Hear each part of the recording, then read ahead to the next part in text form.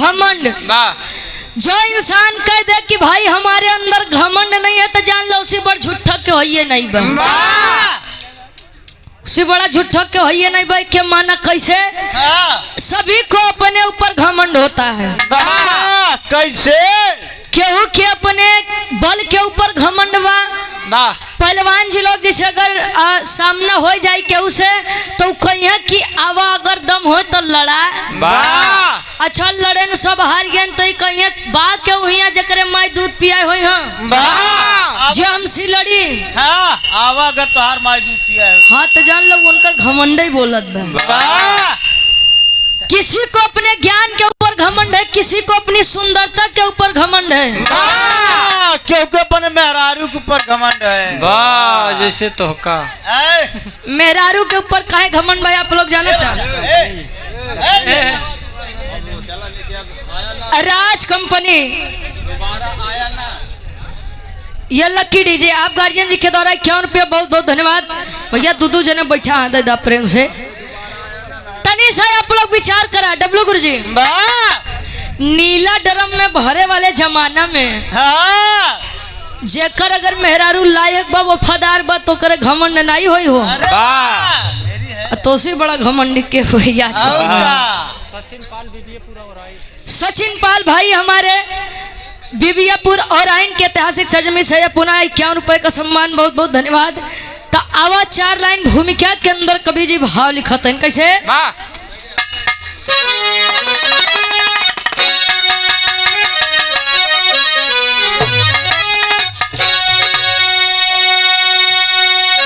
अंकुरित उर में होता अहंकार जब लुप्त हो जाती गरिमा सब ज्ञान के। अधर्म की राह अग्रसर होता है मानव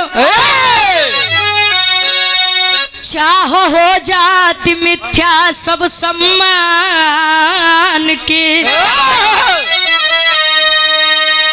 असत्य पे सत्य की जीत होती सदा अरे लाख कर ले भले अत्याचारी।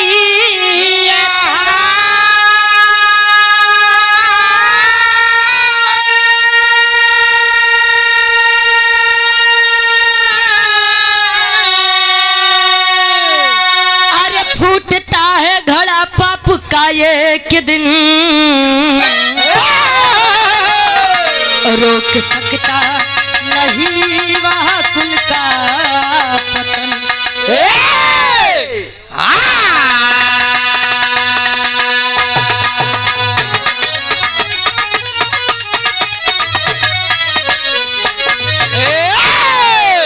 अंकुरित उर में होता है अहंकार जब अरे लुप्त हो जाती गरिमा है सब ज्ञान की। अधर्म की राह अग्रसर होता है मानो चाह हो जाती मिथ्या सब सम्मान की। रावण से बड़ा ज्ञानी कोई था क्या उस समय में जो 6 महीने आगे की बात जान जाए। जे करे घरे गुरुजी पवन देवता झाड़ू लगावे शनि देव बंदी बन के बैठा ओसी बड़ ज्ञानी क्यों होई का? क्यों नहीं हो? फिर भी अहंकार ले गया उसको। मैंने रामायण देखा है, रामायण में मुझे रावण की एक बात बड़ी पसंद आई है। रावण बोला कि रावण मर सकता है लेकिन रावण झुक नहीं सकता है। ये जीवन जिंदगी में केवल एक ही बार मिलता है। जो डर डर के जिएगा इसी एक जिंदगी में ना जाने कितनी बार मरेगा। आज निडर हो के बेखौफ हो के जिंदगी जिएगा वो जिंदगी में केवल एक के बार मरी वो केवल अपने मौत पे मरी। रावण जिस शान के साथ जिया था उसी शान के साथ मरा भी था। ये मर्दन के क्वालिटी रहे गुरु जान लो। पहले के मर्द मोह छोड़ के बात जौन बोल दे पक्का रहे। अच्छा मोछो 4 प्रकार के होत हो। कवन कवन हो? पहला उच्च मुछ जैसे अहिर बिरादरी और पाल बिरादरी के लोग के ज्यादा रखत है ऐठली हैं ऊपर तरफ ओके उच्च मुछ कहा थी।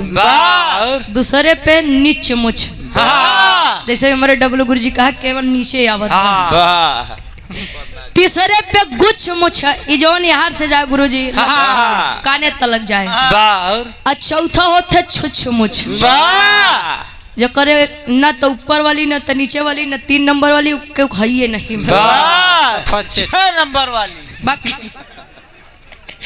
मोचो भाई कोई प्रकार का होता। और सम्मानित हमारे गार्जियन जी अनिल यादव जी बड़े बाबू PWD कार्यरत प्रतापगढ़ ग्राम सिरिया और आइन के ऐतिहासिक सरजमी से 100 रुपए का सम्मान। बहुत बहुत धन्यवाद बा आशीर्वाद के चाह रही 100 रुपये हो। बिरहा में बड़ी सुंदर कवि जी गजल के भाव लिखत हैं कैसे। आप बड़े भाई Akhilesh roller driver PWD Jaunpur से 100 रुपया। कमलेश यादव रामपुर से आपके द्वारा 100 रुपए का सम्मान हमारे पूज्य बाबू जी फिर से। जय बहादुर सिंह सूर्या टेंट हाउस ना वर्तमान में प्रधान पद के आप भावी प्रत्याशी हैं। ईश्वर करें विजय का तिलक आपके मत्थे पर लगे। वाह हमेशा तो हार खड़ा रहे का टेंट यार। अच्छा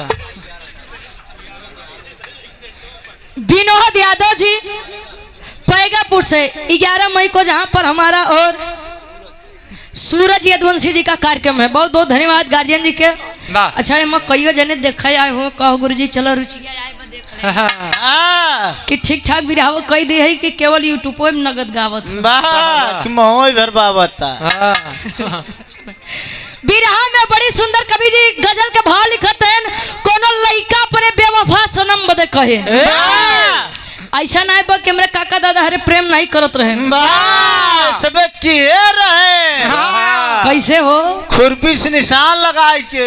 वाह तो खुरपी के निशान काहे बदे लगावे वाह पहले घड़ी तो रही नहीं तो का कहे कहाँ कहाँ जब छाछ चली आए तो हाँ देखने ये घरे पछवारे। वाह खैर तू बस देखइन में नवा हाथ चोला तार पुराने का हाँ, भाई। एकदम पुरान लइकवा कहे और आप गंगाराम मिस्त्री एंड बैंड मास्टर साहब आमापुर बाजार पट्टी प्रतापगढ़ से 51 रुपया बहुत बहुत धन्यवाद।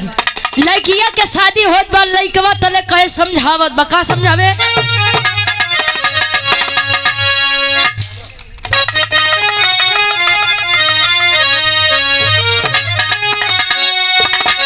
अरे मेरे खून दिल की मेहंदी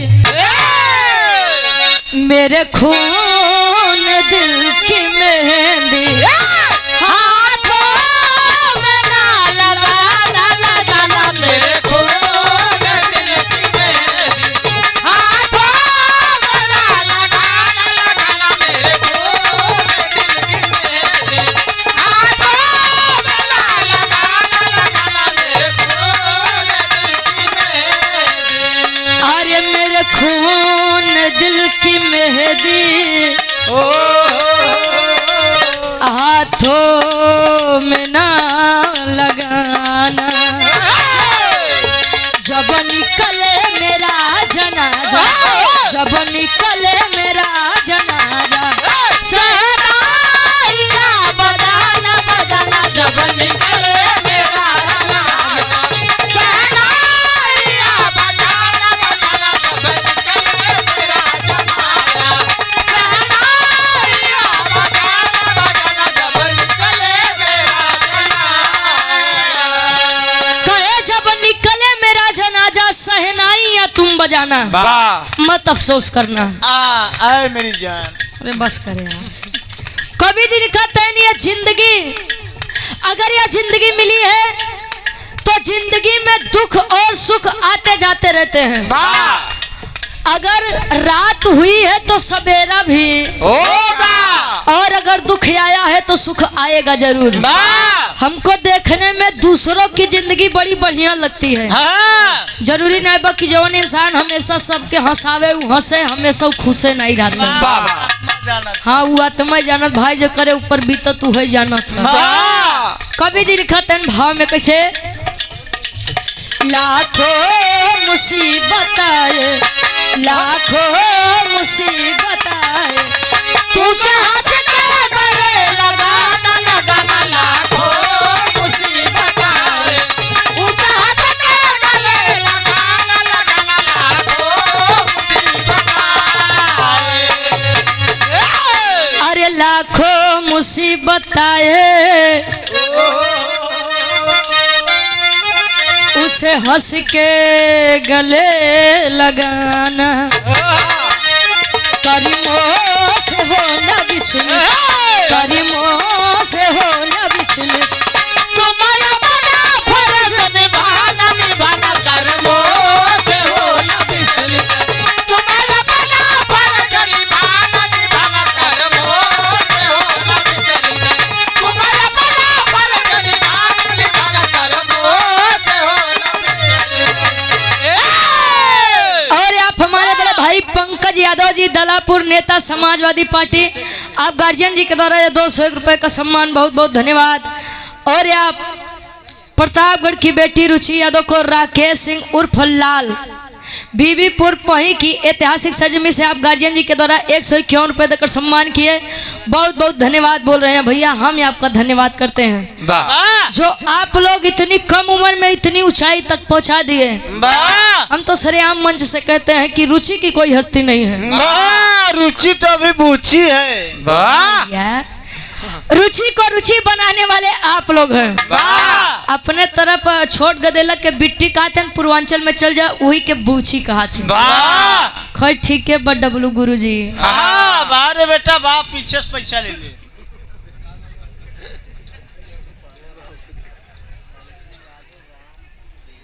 संतू यादव पहलवान जी, हमारे गार्जियन जी, रामपुर बेला से आप गार्जियन जी के द्वारा ये 201 रुपए का सम्मान।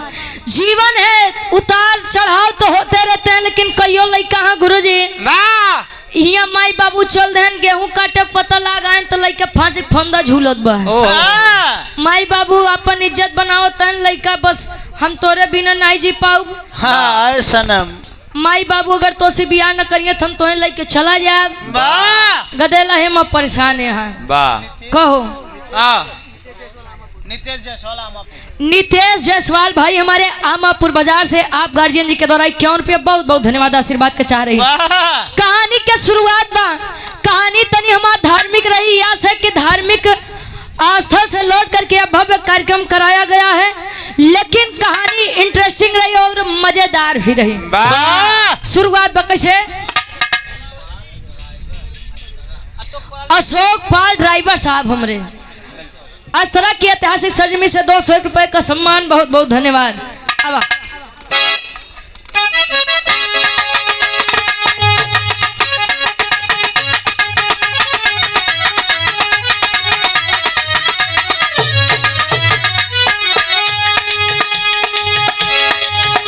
होता समय बलवान वेद शास्त्र बताते, होता समय बलवान वेद शास्त्र बताते, होती उन्हीं की जीत जो पग आगे बढ़ाते।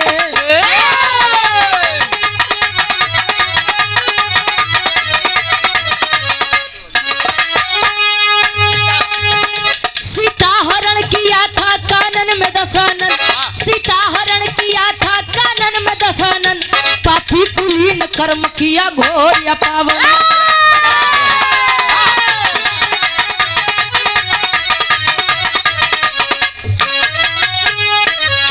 कपिदल के साथ सागर तट पे आए खरारी, कपिदल के साथ सागर तट पे आए खरारी, कपिदल के साथ सागर तट पे आए खरारी, कपिदल के साथ सागर तट पे आए खरारी।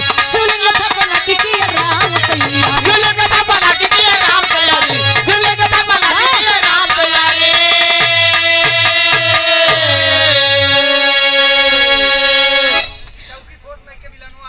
बरसाती यादव जी मोटर मालिक 151 रुपया, बहुत बहुत धन्यवाद। आप वाली फरमाइश हो जाए जाए अहमद भाई। जाए मत जाए ला नहीं है। बहन अरे मतलब प्रोग्रामों से यार। हाँ आप लोग सोशल मीडिया पे बड़ा प्यार देते हैं, बहुत बहुत धन्यवाद। और ये 100 रुपए का सम्मान राम नरेश यादव जी उपाध्यायपुर से, बहुत बहुत धन्यवाद। कहे होता समय बलवान वेद शास्त्र बताते हैं, वेद शास्त्र भी हमारा कहता है पुरुष बलि होत नहीं, समय होत बलवान।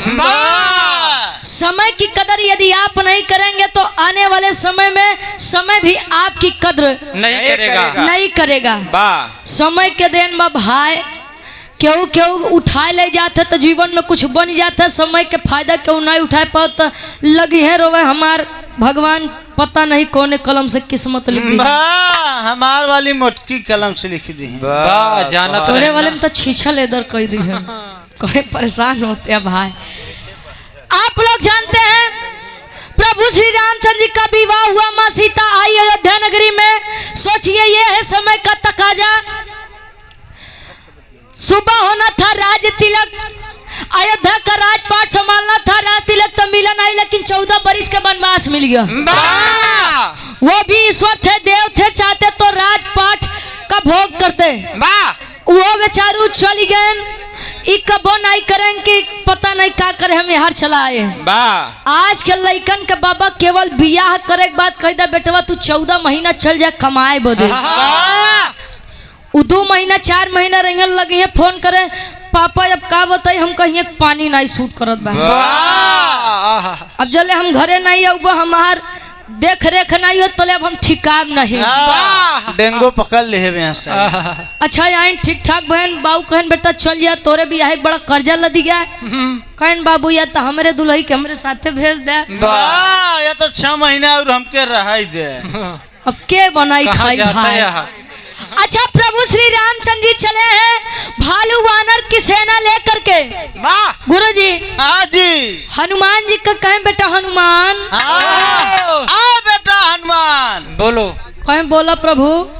कहें कि मैं चाहता हूँ कि रावण का विनाश करने से पहले कुछ बढ़िया काम हो जाए। कौन काम? हम चाहते हैं कि अपने आराध्य यानी भगवान भोलेनाथ के शिवलिंग के तनिया स्थापना हो जाए।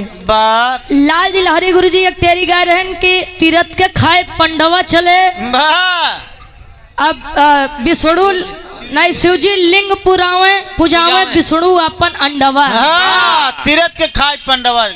विष्णु जी का शालिक राम पूजा था और शंकर जी के शिवलिंग पूजा था। अच्छा यार चल दिए हनुमान जी, बात मान के कहा गुरु जी? कहाँ? ब्रह्मा जी लगे। अजले ब्रह्मा जी लगे पहुंचते हैं, लाइन गीत लगत बा कैसे?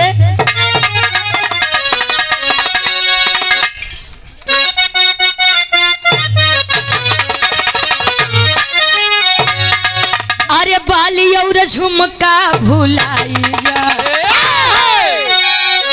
ये मेरे काका बाबा हरन के उम्र वाली या हमार दादी हरे फरमाइश करे। अरे बाली और झुमका भुलाई जा, थुनी पगोली चले बाली और झुमका भुलाई जा, थुनी पगोली चले बाली और झुमका भुलाई जा, थुनी पगोली चले झुमका भुलाई जा, नथुनी पगोली चले टप बनवाई दे। ये तो फरमाइश रहे। कवि जी तरफ से बढ़िया फर्ज में लिखते हैं और आप बड़े भाई सुरेंद्र कुमार यादव जी, उत्तर प्रदेश पुलिस डाही पट्टी प्रतापगढ़ से आप गार्जियन जी के द्वारा ये ढेर सारा माया पुरस्कार देकर सम्मान किया गया। बहुत बहुत धन्यवाद। हनुमान जी से राम जी कहें का कहें?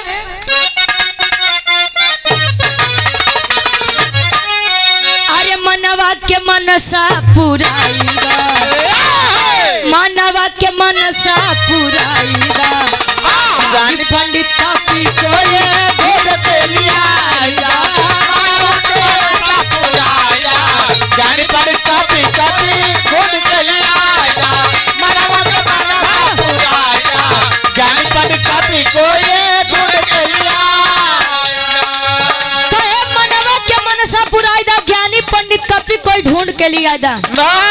हनुमान जाइए जो इस संसार का सबसे बड़ा विद्वान पंडित हो संसार का, वही के चली जा लई के आवत तले शिवलिंग की स्थापना हुई। हनुमान जी कहे स्वामी बार बार हम वही के भेजत थे। हम न जाब अंगद जामवंत का करी बेटा, वो केवल जय श्री राम का नारा लगाएंगे। हनुमान जी को उनका बल याद दिलाना पड़ता था, लोग बताते हैं। राम जी कहा सामर्थ तोहरा में बाटे कपिराई, अनुष्ठान भी प्रजी से दे क्या करवाई। अरे सामर्थ तोहरा में बाटे कपिराई, अनुष्ठान भी प्रजी से दे क्या करवाई।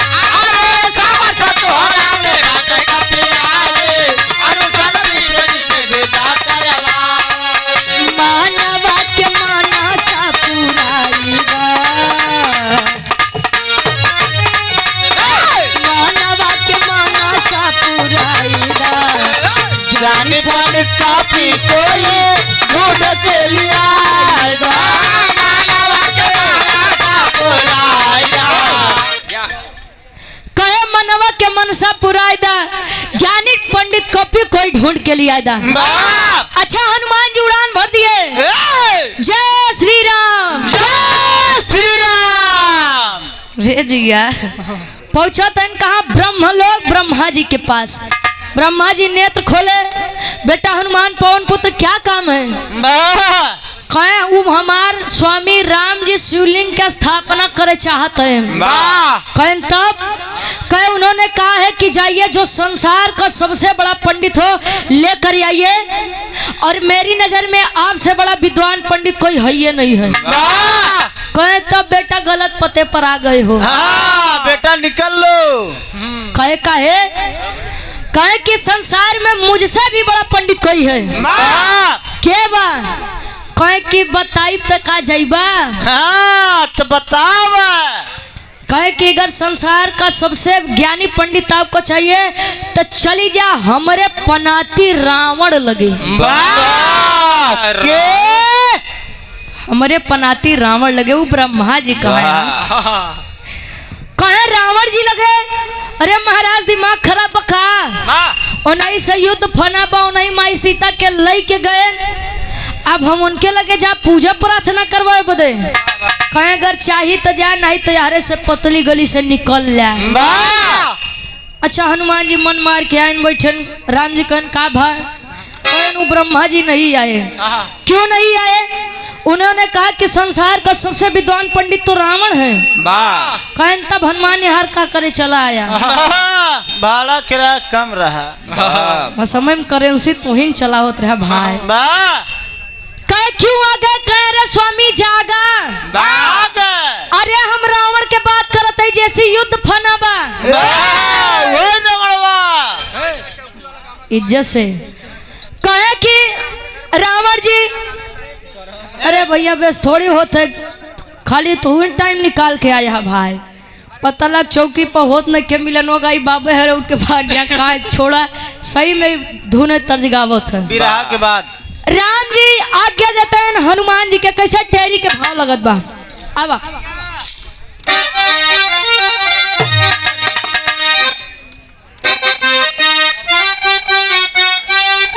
बरसाती भैया हमारे मोटर मलिकार साहब 101 रुपया बहुत बहुत धन्यवाद। फरमाइश के हो बैठ जा। अब इतनी दूर आया है तो बिना प्रसाद ले मत जाया।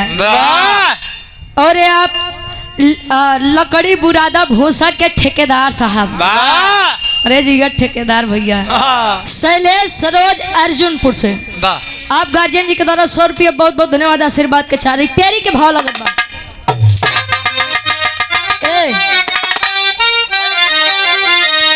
तनी इलाहाबादी लगा बा। हाँ इलाहाबादी हम बोल दे।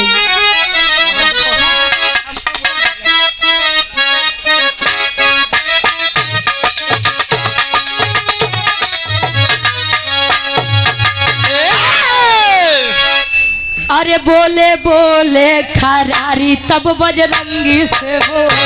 बोले बोले खरारी तब बजरंगी से बोले। बोले बोले खरारी तब बजरंगी से बोले।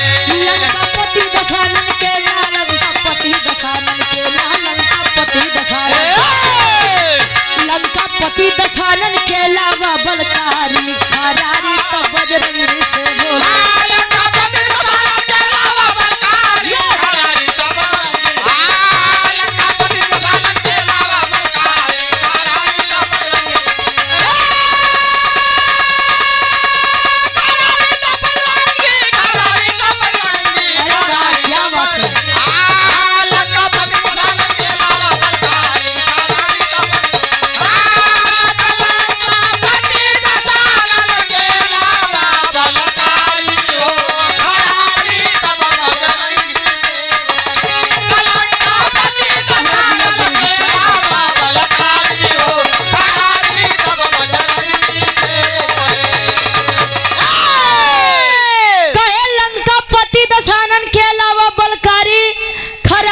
बजरंगी से कहे बेटा हनुमान आपको रावण के पास जाना है, लेकिन एक योद्धा राम का दूत बन करके नहीं बल्कि एक लाचार असहाय यजमान का दूत बन करके। भाई हनुमान जी उनके जैसा भक्त क्यों रहबे नहीं भगवान।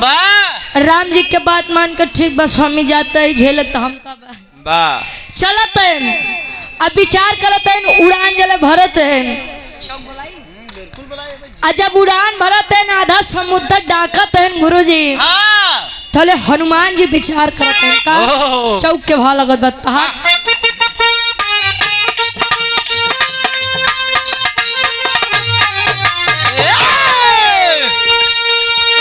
और ये सम्मानित गार्जियन जी विजय पाल यादव जी सराय महेश से स्वामी अड़गड़ानंद महाराज जी का एक भजन हो जाए बिल्कुल हो जाएगा भैया सराय महेश से आपके द्वारा 100 रुपए का सम्मान बहुत बहुत धन्यवाद।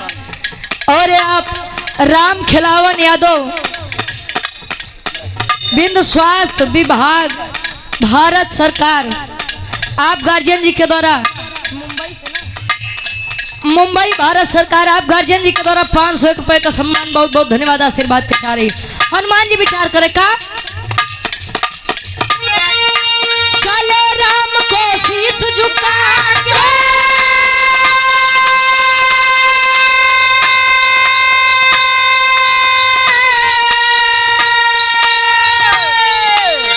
गावत हरि गुण गाने चले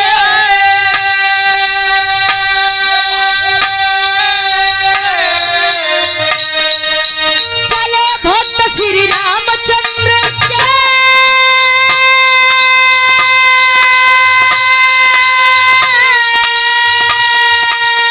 लंका के दरमियान चले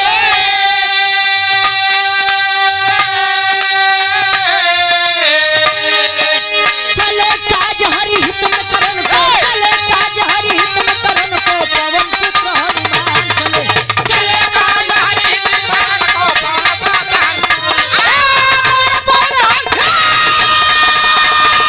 हनुमान चले चले काज हरि हित में करण को पवन पुत्र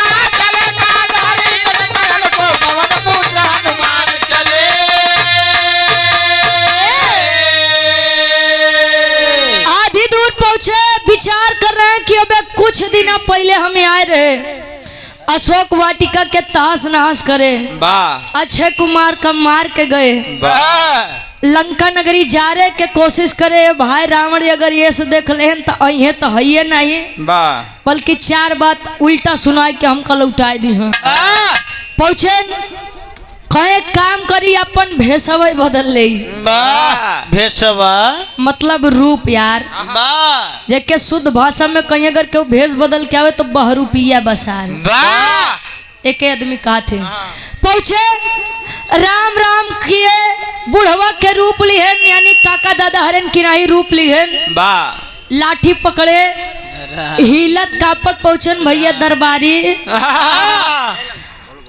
रावण जी के नगरी है बा जय लंकेश हर हर महादेव करे क्या रहे कहे कि रावण जी के नगरी है कहे हाँ है बा का काम बा कहे बेटा घर पर मैंने पूजा पाठ का आयोजन किया कोई पंडित मिल नहीं रहा है इसीलिए मैं आया हूँ रावण जी के पास बड़ी दूर से सुने ही बड़ा बढ़िया पुरोहित वाला काम करथिन हो अब दरबारी जितना रंग कहने बाबा तू अपन आदमी लागत ता बुढ़वा इंसान है तनी आवा यार बताई हनुमानो जी कान यार कहने कहा भैया बोल हाँ बोल बेटा कहनु अंदरवा रावण जी राम जी से लड़े बधे योजना बनावत हो कि युद्ध में इस बार कौन वीर पुरुष जाएगा हम देखा के 24 घंटा केवल हमरे प्रभु से लड़े बदे कर दिमाग चलत रहा था सारे देश से कहे बस एक बार हमारी मुलाकात करवा देता भाई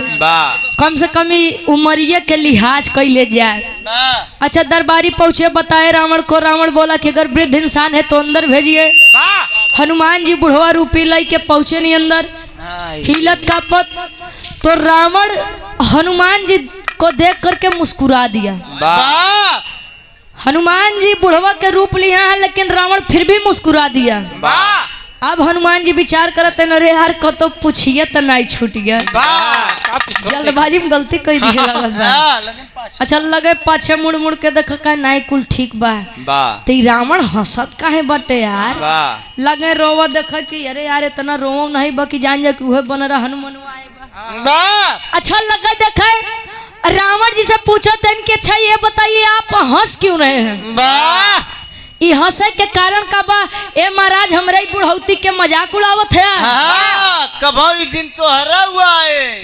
कहे न हनुमान जी अपने मन में विचारे, कहे सुनिए मैं क्यों हंस रहा हूँ, बताओ तन कैसे स्वर्गीय गुरु रामदेव गुरु जी वाली एक लाइन गीत लगा दें। आवा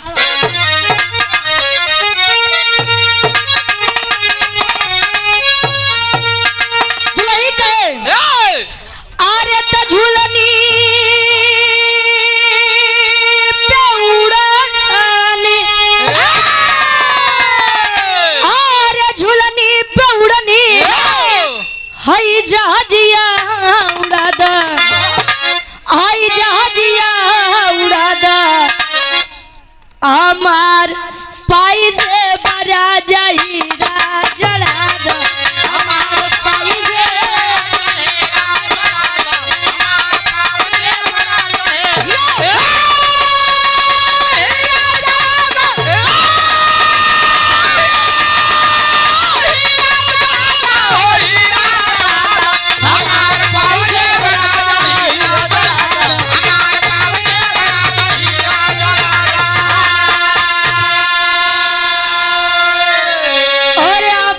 शिक्षक मुकेश यादव जी प्रधान पद प्रत्याशी ग्राम पंचायत श्रीनाथपुर पट्टी प्रतापगढ़ से आपके द्वारा 51 रुपए का सम्मान बहुत बहुत धन्यवाद आशीर्वाद के चाह रहे हैं। कहे झुलनी पे उड़नी जहाजिया उड़ादा हमार पाइजेब राजा हीरा जड़ादा। तले रावण बोला बुढ़वा रूपी हनुमान से का बोले? अरे बोला दशानन, अरे बोला दशानन हे हनुमान आवा, हे हनुमान आवा।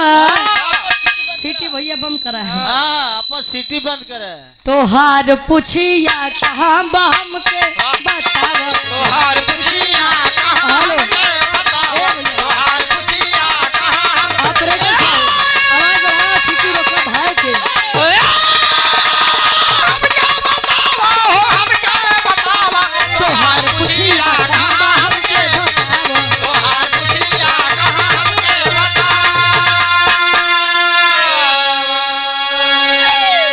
कहे बोला दशानन है हनुमान आवा, तोहार पुछिया कहाँ बहम के बतावा। रे तू बनरे के जात हाँ ललगणिया बानर। वाह ऐसे न हो कि हनुमान जी के भक्त केहू रहा तो हनुमान जी नहीं लाठी डंडा लेके खड़ा हो जाए। भाई कम कम हाँ ए भैया से हमको लगत रहा समय तो तू डॉक्टर रहे, हम कुछ चेक करत रहे। चले कहे कि तू बनरे का जात बुढ़वा का रूप लेके आया तने सुखते नहीं आए हो बा। हाँ कोनो कारण जरूर बा। कोनो कारण जरूर बा। हनुमान जी कहन लगे ऊपर नीचे देखा कहे पहचान गया। हाँ पहचानदानी मजबूत बा। अभी कौन दानी होते यार बा नया खोले यहाँ कहे कि अरे हनुमान हम तो का कैसे भुला सके थे। लंका नगरी जाने के कोशिश करे, शनि देव का मुक्त कर दिया, अशोक वट का नाश कर दिया, हमरे लड़का अक्षय कुमार का मार दिया। अरे महाराज हम तो का भुला जाब। खैर अब तू अगर ये से आया है तो कुछ बरियारे कांड करे बदे आया का बात बा। मैंने महाराज कुल सोचे पानी फेर दिया। जब पहचानिन गहा तो सुना हमारे एक बात बा। कहन क्या कहन हमरे प्रभु श्री रामचंद्र जी तोहार राह देखत है काहे बदे बताओ तो। अरे बैठा यजमान बाटे अब सागर के तीरवा, चल के पुरोहित हरा मन के तू तीरवा।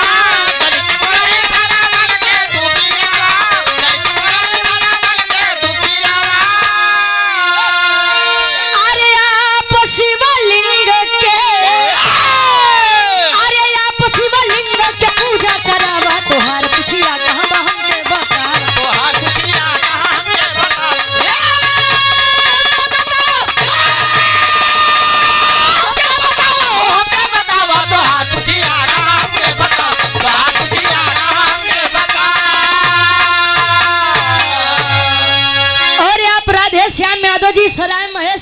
गार्जियन जी के द्वारा 200 रुपए का सम्मान, बहुत बहुत धन्यवाद। ए बाजा बरफ कहे कि बैठा यजमान बाटे सागर के तिरवा, ए महाराज राम जी हमार समुद्र किनारे बैठा है नावा चला, कहें दिमाग खराब हो गया है, पागल हो गए हो, मंडाप हो गए हो। मैंड हाफ का मतलब, अरे पागल हो के हाफ मैंड कहा थी।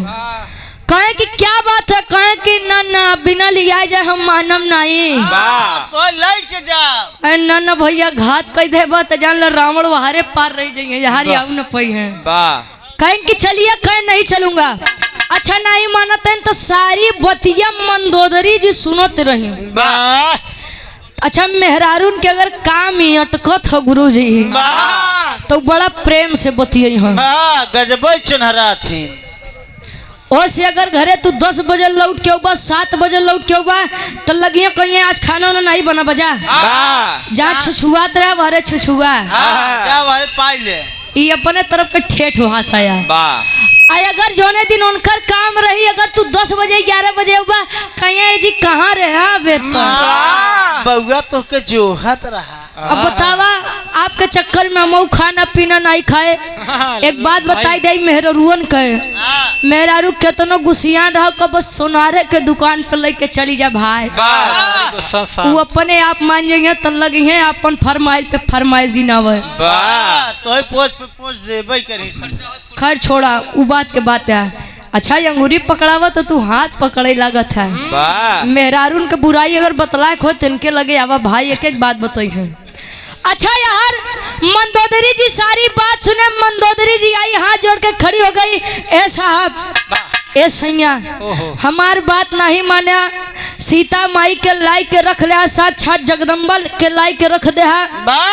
अगर राम जी अगर पूजा पाठ करावे चाहते हैं तो महाराज चल जाए, शिवलिंग की स्थापना कराना चाहते हैं, भगवान भोलेनाथ आपके भी आराध्य हैं और राम जी के भी आराध्य हैं, चले जाइए। वेद शास्त्र में भी लिखा गया है कि अतिथि देवो भव, मेहमान भगवान के समान होता है। अब जान लग कुछ देर खातिर प्रेम चंद गुरु जी हमरे प्रतापगढ़ में खैर ये बड़े हम मेहमान है, लेकिन हमार जिला बा जाए तो भैया हम ही बड़े जहाँ भी अपन परिचय दे तो केवल रुचि यादव प्रतापगढ़। प्रतापगढ़ में कहाँ मन हेरे, प्रतापगढ़ यहाँ बाद में बताऊ का जाने ललू चेष्टा खा। आदरणीय गुरु जी इलाहाबाद से चल कर आए हुए तो जान लाई आज अपने लोग खातिर मेहमान यानी भगवान है भाई, तब इनके पूजत जा प्रतापगढ़ वाले मिल के तोरो पुजाई हो। खैर प्रोग्राम बंद हो दे बस पुजाई हो। अच्छा यार हनुमान जी के बतिया सुन के मंदोदरी जी समझावे का एक लाइन गीत लगत बा, भगवान कन्हैया जब वृंदावन चले गए थे गोकुल नगरी छोड़ करके, जहाँ से बिरहा का सही सही उत्पत्ति हुए रहे, गोपिकाएं सारी बिरहा में कहे का कहे,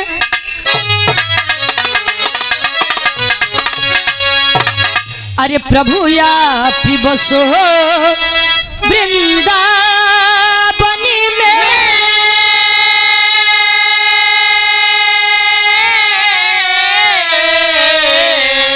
अरे प्रभु या पी बसो वृंदावन में, मेरी उम्र बीत गई गोकुल में, प्रभु आप बसो वृंदावन में, मेरी उम्र बीत गई गोकुल में, प्रभु आप बसो वृंदावन में, मेरी उम्र बीत गई गोकुल में।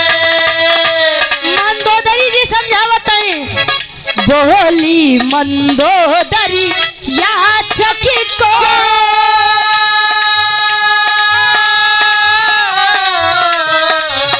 बोली मंदोदरी याचक को खाली लौटाना ठीक नहीं, बोली मंदोदरी याचक को खाली लौटाना ठीक नहीं, बोली मंदोदरी याचक को खाली लौटाना ठीक नहीं,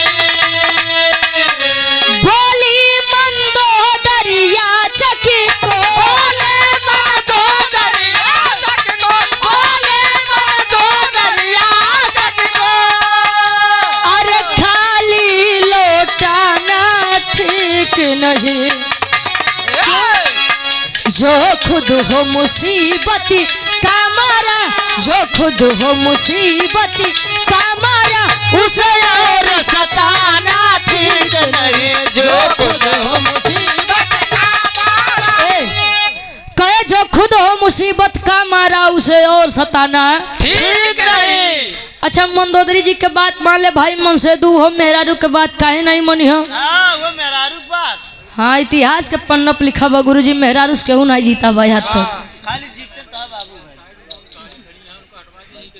अच्छा इस तरफ भाई जो गाड़ी आप बाबू भैया लोग लगाए होंगे पश्चिम साइड में, पश्चिम साइड, आप लोग अपना वाहन हटा लीजिए, कहें कि प्रसाद की व्यवस्था इसी तरफ होगी, हटा लीजिए भैया। आराम से एक जने उठा नहीं, कहा कि गाड़ी हटाओ चक्कर में बाबू हरन का घिसिया ले जाइए। बाप हाँ जान ला बिराज सही से लोग सुनबे करत हैं।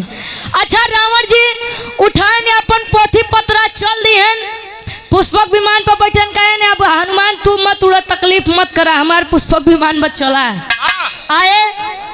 राम रावण जी आमने सामने बैठा है, राम जी देखो रावण का कहे तू कुछ बोला है, बाप रावण जी कहे अरे बोलबा कुछ हो। हाँ अरे बोल बग मोहलट का बैठे रे अब।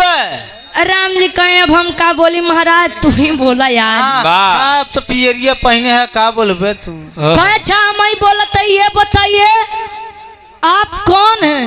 वाह कहे जैसे तुमका पता नहीं बा हम के है। वाह बता कहे ये बतावा तू यार जंगलवा में का करत है, वाह कोनो दुख तकलीफ बा का।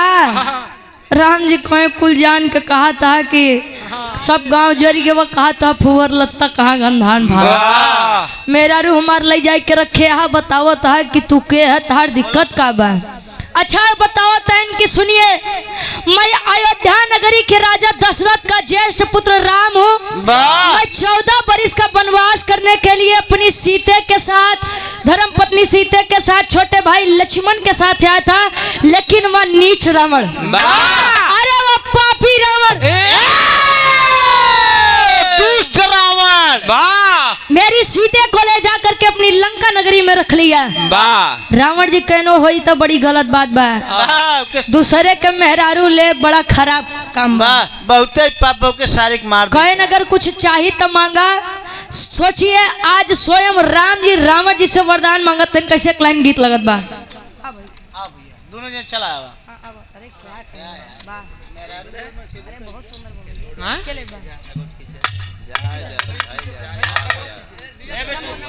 ए बेटू बालू गिट्टी वाले सौरभ यादव लिखा चलो हम अपने फेसबुक पे डाल देंगे।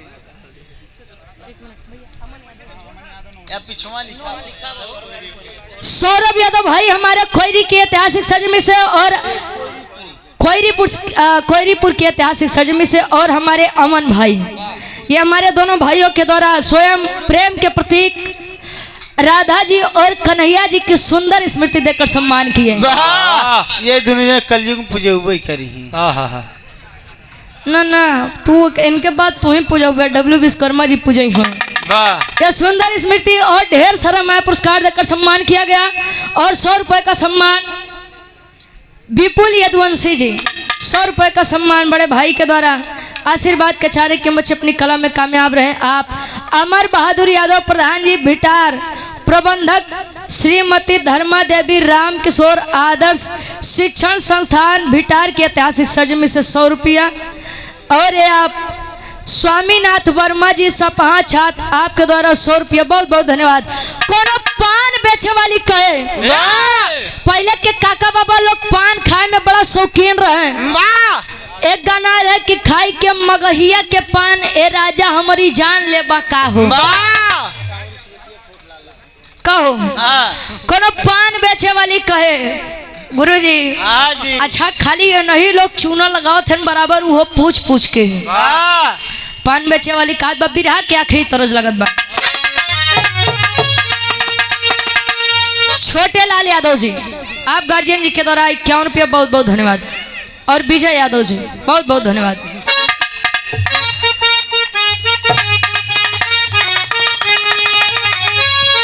अरे कोठे ऊपर कोठरी हलवैया के दुकान,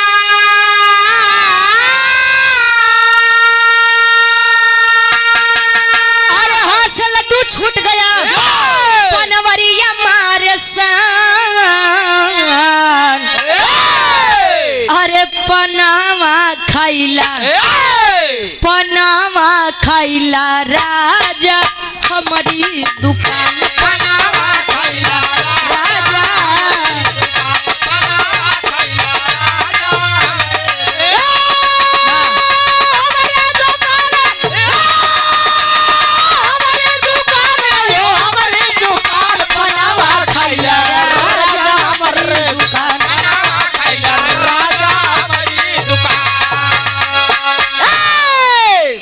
रावण बोला कि आज मैं पुरोहित हूँ और पुरोहित का मतलब ही यही होता है जो यजमान का पूरा हित सोचे। मांगिए क्या चाहिए। राम जी कहें कि अगर हमको कुछ देवे के चाहता तो पहला मांगन सुना क्या कहे। अरे फिर दशानन के आगे तो बोले हैं करता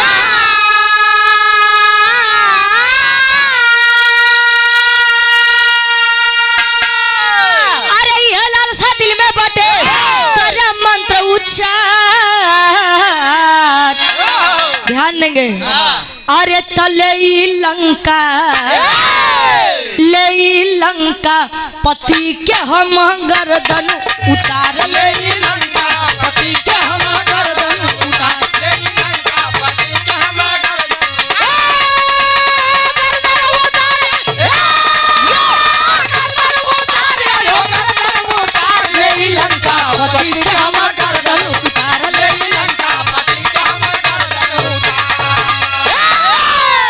कहे जब हमार सामना वो रावण से होके तो रावण के 10 शीश हम काट के लौटी। रावण कहे बड़ा तगड़ा दिमाग लगाया भाई। कहे ये मस्त वैसा ही होगा आप रावण के 10 शीश काट करके आएंगे। कहे और कुछ कहे हाँ एक चीज और बा का बा। अरे कुंभकर्ण से जब होके लड़ाई तो देई असुर के समर में गिराई।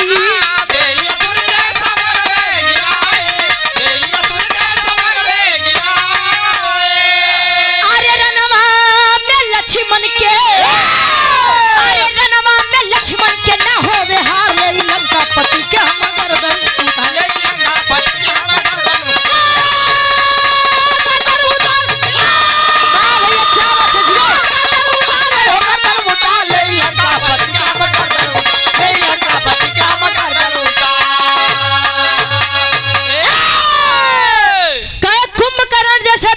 से मेरा सामना हो मैं उसे भी पराजित कर दूं लेकिन इन सब में मेरे छोटे भाई लक्ष्मण की कहीं पराजय नहीं होनी चाहिए। रावण कहीं अपने भाई खातिर विजय मांगत है हमरे भाई खातिर उनहु के नाश कई के बेरे जिया ए मस्त वैसा ही होगा। और कुछ कहीं ना खाली हमार 3 चीज राना मांग ली है। कहीं अगर अब तोहार हो गई हो हम अपन कही कहीं हाँ कहा कहन कि हम चाहत है कि तू दोनों प्राणी मिल के ही हवन करा। कहे मतलब तनी खुल के बताओ महाराज। तू तो मेहरारू यानी सीता कहीं अब तू ऐसा बनो ताकि सचो तू अनजान है। कहाँ कैसे रावण कह रहे हैं राम जी से पहापट के भाव लगत बा।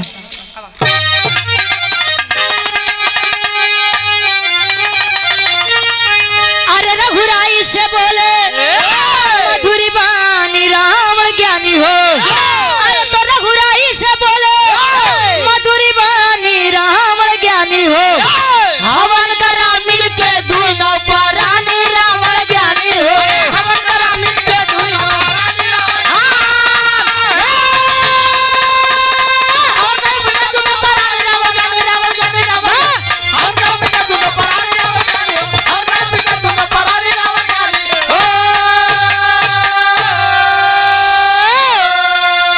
अशोक वाटिका गया दशानन सीता को ले आया हो। कैलाश से शिवलिंग लाओ हनुमत को भेजवाया हो। अरे तो आज्ञा पाकर चले हैं बन के खानी रावण ज्ञानी हो। तो राम के बगले बैठी सिया सयानी रावण ज्ञानी हो। कहे महाराज है तो दिक्कत बा कि सीता हमरे लगे है या नहीं है और नहीं बरत हम इतना टीम टाम करत है। कहे आप लोग बैठिए मतलब ताम झाम आवाज अपने जिला में सोचे तो आज अपने वाली बोली भाई। कहे कि आप लोग बैठिए और मैं वचन देता हूँ कि मैं लौट कर आऊंगा जरूर। गए सीता जी का लिया क्या है, सीता जी का हनुमान जी देखा कहे कि अब देखा झगड़ा लड़ाई ही बंद कर दे। दर्शन दीदार तू हवन कराए के चला जा, हम लोग चला जाई, खून खराबा करे कोनो मतलब नहीं बा। रावण बोले कि नहीं हनुमान, राम मर्यादा पुरुषोत्तम कहे जाते हैं, मर्यादा है इनकी। इन्होंने वर मांगा है कि ये मेरा 10 शीश काट करके आएंगे। अब 10 शीश हमार जब ले कटी है ना तले सीता इनके मिली है नहीं। सीता हवन करे बरे आया, हवन करिए हमारे साथे चली जाइए। तू जा कैलाश पर्वत से शिवलिंग लेके आवा, उड़ान भरे हैं, धीरे धीरे समय बीतत बा। ये प्रमाणिक चीज है, हमारे राम फेर बाबूजी गए होंगे दर्शन करने के लिए। 4 धाम में एक धाम ही हो रहे जो त्रेता युग से आज भी कलयुग में विद्वान बा। का गुरु जी कौन स्थान रहे, आल्हा के भाव लगत बा, लोग विचार करत हैं। अब ए भैया गड़िया हटा ले जाओ बाबू, भैया लोग वाहन हटा लीजिए ताकि असुविधा ना फैले। वाहन हटा लीजिए। तू सही सही जल खुद तो पौगे, हम लोग को 4 हाथ देवाई मन में है। आप श्री रामचंद्र यादव जी श्रीनाथपुर पट्टी प्रतापगढ़ से 200 रुपए का सम्मान, बहुत बहुत धन्यवाद। आल्हा के भाव लगत बा कैसे,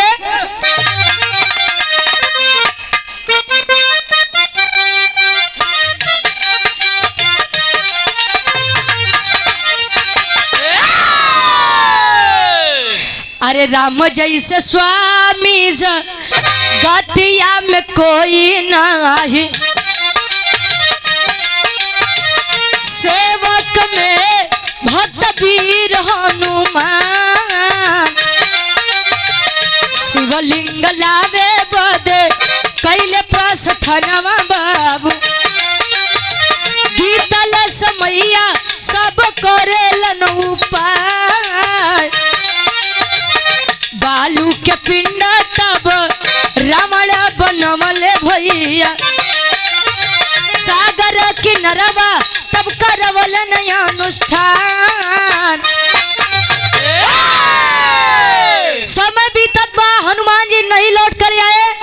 रावण जी हुई बालू के पिंड से शिवलिंग के आकार दे के शिवलिंग के स्थापना करवाए। जैसे माई सीता का लई के चलन तले हनुमान जी पहुंचत हैं। कहे अगर स्वामी है करे के रहन है तो का करे, हमका भेजे हो उतनी दूरी अब वो बनवाए के था से बालू के पिंड, हवा आवे तले उड़ जाए। रावण जी कहें कि हनुमान अब हवा के बाद छोड़ा, तोहरे अंदर जितना ताकत हो के हिलाई के दिखाई दे, हम सीता का यहारे छोड़ के चल जाए। हनुमान जी कहें का महाराज छोटा मुंह बड़ी बात करते हैं, एक तो अपने पूछिए से हर बाहर कई के चल दे।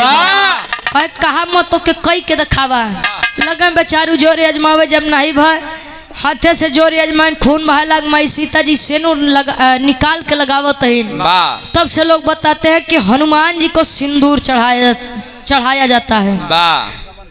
हनुमान जी को उस समय घमंड हो गया था। एक मान्यता यह भी है कि माई सीता जब सिंदूर लगावत रहे, हनुमान जी कहें माई कावा, कहें कि बेटा इसे लगाने से राम जी की आयु लंबी होगी। तले हनुमान जी गए बेचारू पूरे अंग में लगाई के चली आए। ये बड़े कहा जाता है कि राम जी जैसा अगर क्यों भगवान नहीं हो सकत तो हनुमान जी जैसा क्यों भक्त नहीं हो सकत। अब जरा विचार करेंगे उस जगह का नाम क्या पड़ा जो आज भी कलयुग में विद्वान है और आज भी लोग वहां पर जाते हैं। हमारे विरह के आखिरी संदेश बा, रावण जैसे चले, राम जी कहें स्वामी कुछ दक्षिणा ले ला, कहें का देवा, तोरे ईटा पत्थर के मकान हमरे सोने के लंका रही, तारखी मेहरारू हमरे लगे कब्जा बा तोहार मेहरारू का देवा, कहें ना कुछ मांग ला। कहें तो ठीक बा, अगर हमका दे के चाहता खाली एक चीज दा। रावण मांगते हैं राम जी से कैसे, आखिरी भाव खड़ी के भाव लगता है।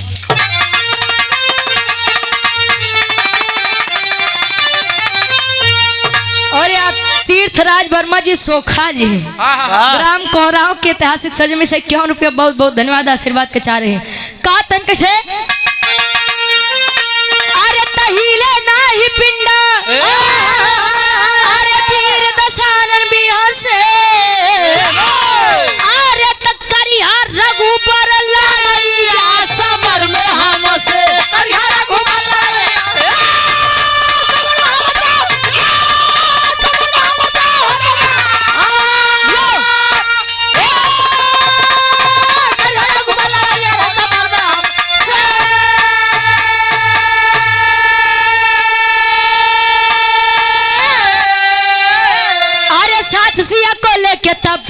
चल दिया है लंकेश्वर। तो जहाँ किए थे अनुष्ठान में तीर्थ बना रामेश्वर।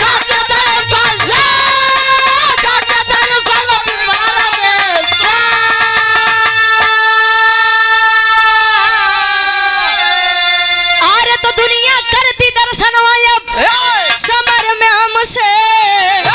अरे करिया रघुबर लड़ैया समर में हम। कहे कि अगर मुझे कुछ देना है तो एक ही चीज दीजिए, जब आप लंका नगरी में आएंगे युद्ध करने के लिए, मैं रहूं ना रहूं अब बात की बात है, लेकिन अगर लंका नगरी में कोई भी वीर बच गया तो एको जने सीता को छुए के कोशिश मत करिया, मत लेकर आइएगा सीता जी को। भाई रावण को तो यह था कि हमार भेद के जनबे नहीं करत, ई बरे कहा भैया कि घर का भेद ही लंका ढाए। काहे विभीषण के अपन भेद बतौतन तो काहे बेचारू मारा जाते हैं।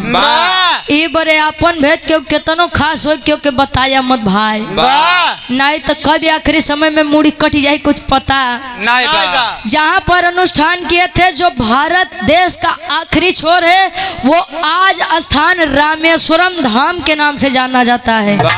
वही रामेश्वरम धाम जहाँ पूज्य बाबूजी गए होंगे तीर्थ स्थल का दर्शन करने के लिए, तो गया जगन्नाथपुरी तीसरा नंबर पे यह रामेश्वरम धाम बा। त्रेता युग से चली आवे कलयुग में आज भी लोग के साक्षी मान के पूजा करत हैं। जहाँ से लंका के दूरी कुछ समय के बाद जहाँ राम सेतु निर्माण भरान है। कहो ये मेरे बिरहा का शीर्षक रहे। और ये आप विजय पाल यादव जी सराय महेश से 100 रुपये बहुत बहुत धन्यवाद। राम केवल यादव जी उपाध्यायपुर से 100 रुपये बहुत बहुत धन्यवाद। आखिरी में खानदान के परिचय बा। गुरु बिहारी गुरुलेश गुरु रामलाल गुरकारी स्वर्ग से चंद्रिका कवि भारत जी बने पुजारी हो।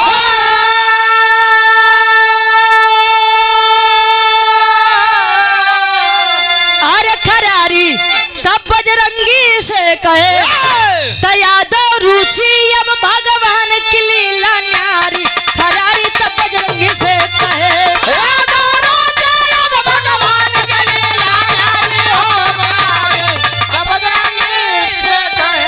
एक बार फिर से हाथ जोड़ के निवेदन में भैया गड़िया हटा ले जाए, आप लोग हटा ले जाए कर हो।